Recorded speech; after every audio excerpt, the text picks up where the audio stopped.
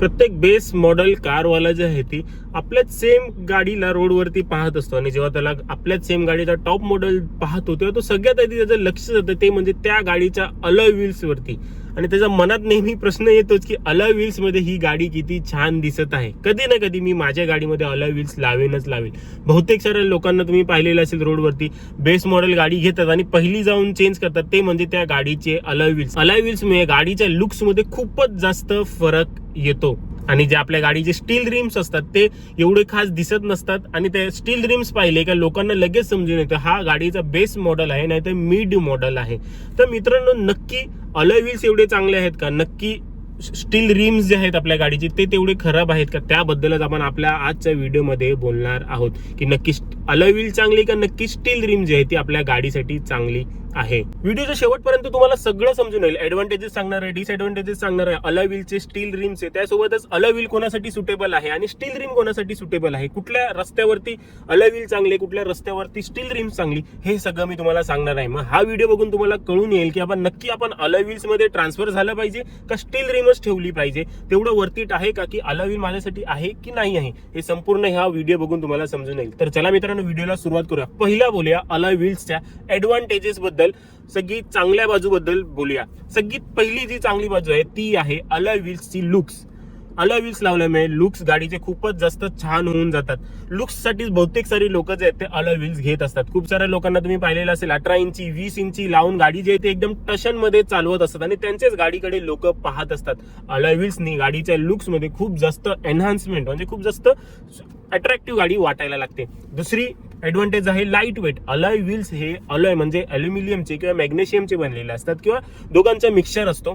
ते लाईट असतात steel RIMS पेक्षा. जर तुम्ही सेम साईजची स्टील रिम घेतली आणि सेम साईजची अलॉय व्हील घेतली तर अलॉय व्हीलचा वजन जो आहे तो तुम्हाला कमी मिळेल. कमी म्हणजे एकदम एवढा कमी नाही, परंतु थोडासा फरक जो असेल आणि त्या कमी वजनामुळे तुम्हाला थोडीशी बेटर फ्यूल एफिशियन्सी जी आहे ती मिळून येईल. जास्त फरक येणार नाही, फक्त थोडीशी किंचित फरक जी आहे ती तुम्हाला मिळेल. आणि तिसरा पॉईंट आहे लाईट वेट असल्यामुळे तुम्हाला हँडलिंग जी आहे ती फार जास्त चांगली मिळेल. अलॉय व्हील्स हे परफॉर्मन्स ओरिएंटेड कार्स मध्ये असतात. जसं तुम्ही ज्या जास्त चांगल्या इंजिनवाल्या गाड्या पाहिल्या असतात त्याच्यामध्ये दिले असतात चांगल्या स्टेबिलिटीसाठी हँडलिंगसाठी अलॉय व्हील्सच खूप जास्त चांगले आणि बेटर असतात. आणि मित्रांनो, चौथा ऍडव्हान्टेज आहे अलॉय व्हील्स बद्दलचा, तो आहे की अलॉय व्हील्सला गंज रस्टिंग जी आहे ती कधीच लागत नाही. कधीच म्हणजे निदान 10-12 वर्षे तरी त्याला रस्टिंग अजिबात येणार नाही. ह्या जागेवर जर तुम्ही स्टील रिम पाहाल तर त्याला 5-6 वर्षाचा आतच गंज जो आहे तो पकडायला लागतो. तर मित्रांनो, हे झाले ऍडव्हान्टेज. आता बोलूया अलॉय व्हीलच्या डिसएडव्हान्टेजेस बद्दल. अलॉय व्हीलचा सगळ्यात पहिला डिसएडव्हान्टेज आहे त्याची प्राइस. रिम पेक्षा अलॉय व्हीलची प्राइस जी आहे ती डबल असते. जर सेम साईजची रिम घ्यायला गेलात तर तुम्हाला 5-6 हजाराला मिळेल, परंतु जर तुम्ही तेच अलॉय व्हील घ्यायला गेलात तर त्याची तुम्हाला प्राइस 9 ते 10 हजार पडेल. आणि दुसरा डिसएडव्हान्टेज आहे ड्युरेबिलिटी.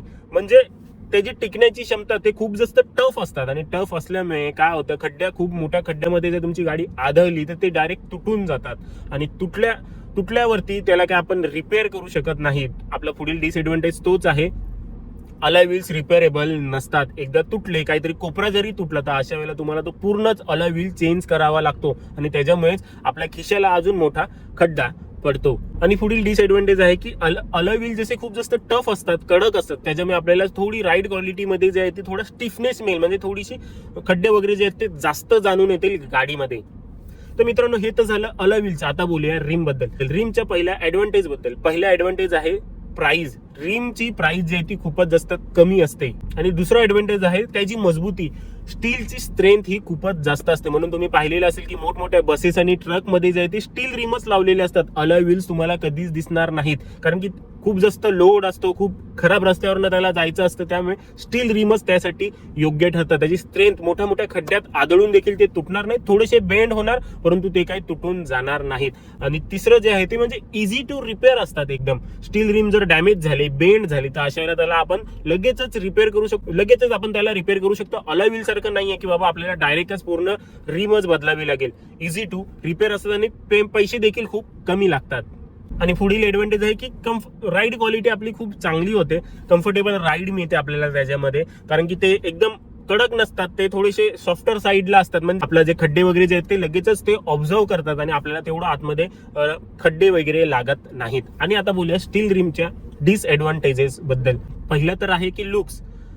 स्टील रिममुळे गाडीची लुक जी आहे ती एवढी खास चांगली दिसत नाही. स्टील रिम्स पाहिली की लोक समजून जातात की हा गाडीचा बेस मॉडेल आहे, समोरच्यानी कमी पैसे खर्च केलेत. आणि दुसरं डिसएडव्हान्टेज आहे की स्टील रिमचं वजन थोडंसं जास्त असतं, खूप जास्त नाही परंतु थोडंसं. अलॉय व्हील सेम साईजचे आणि स्टील रिम सेम साईजचे पकडले तर थोडंसं तुम्हाला 10% वगैरे वजन जो आहे तो जास्त मिळून येईल आणि त्याच्यामुळे आपल्याला फील आहे की नाही थोडीशी कमी मिळते. तिसरा डिसएडव्हान्टेज आहे की रस्टिंग. स्टील व्हील्सला जे आहे ती रस्टिंग लगेचच लागायला लागते, 5-6 वर्षानंतर रस्टिंग त्याला पकडायला लागते.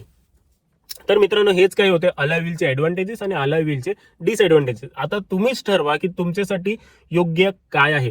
माझ्या मते तरी जर आपण डोक्याने विचार करायला गेलो, सगळे नीट कॅल्क्युलेशन केलं तर स्टील रिमच उत्तम चॉईस बनते आपल्यासाठी. परंतु हे प्रत्येकाचे पर्सनल चॉईस आहे.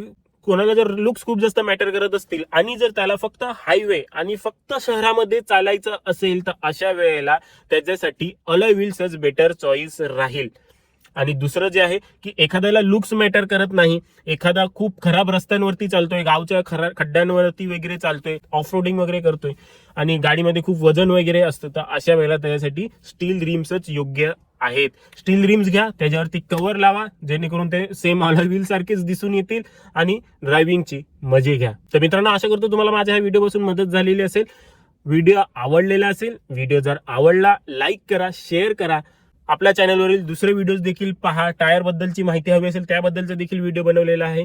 खाली डिस्क्रिप्शन मध्ये लिंक मिळून येईल किंवा चॅनलच्या याच्यावरती जा आणि प्रत्येक व्हिडिओ पहा, तुम्हाला त्याच्यानी मदतच होईल. तर मित्रांनो आपल्या आजच्या व्हिडिओमध्ये एवढंच. व्हिडिओ आवडला लाईक करा आणि मला मोटिवेशन मिळते, कमेंट देखील करून सांगा. तर आजच्या व्हिडिओमध्ये एवढंच. भेटूया पुढच्या व्हिडिओमध्ये.